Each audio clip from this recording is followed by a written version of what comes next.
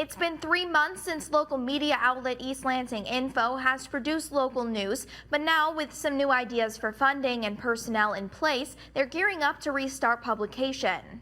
East Lansing Info is a nonprofit media outlet focusing on local news in the city of East Lansing. It was founded by Alice Dreger in September of 2014. I had been running it for a really long time and I needed a break.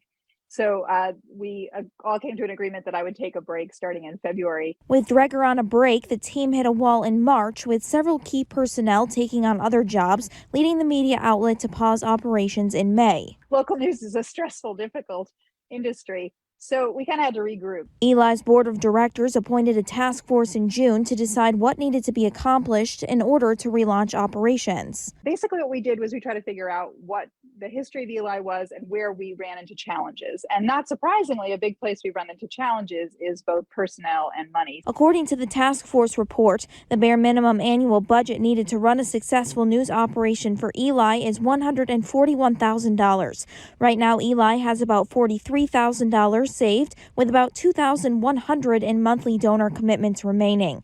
Dreger says most of their budget is spent on people. About 86 to 90% of any given year is spent on personnel costs. That's because we don't have a central office. We don't spend a lot on extras, so we're spending it on people. But right now, it's hard to find people to fill those empty positions, so Dreger says they're working to encourage and remind people that what they do is important. We're encouraging our supporters to consider, as we always have, becoming reporters themselves. Come report with us on Parks and Rec, report with us on the Arts Commission, report with us about local cultural activities.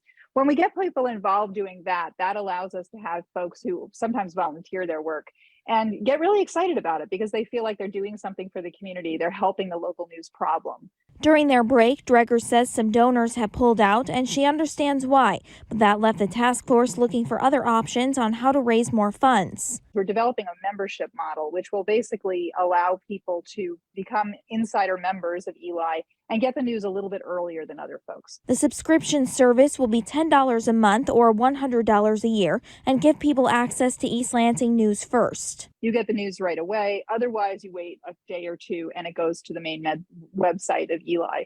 So we're hoping that this kind of model helps. Dreger says they're also working on ideas to get more community engagement with fundraising opportunities. We're hoping to do a bunch of fun events, perhaps a 5K race, maybe a scavenger hunt.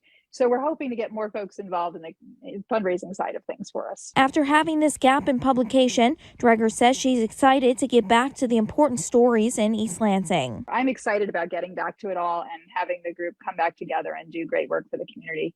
I'm also a little scared because we've been doing this for 8 years and it's really hard.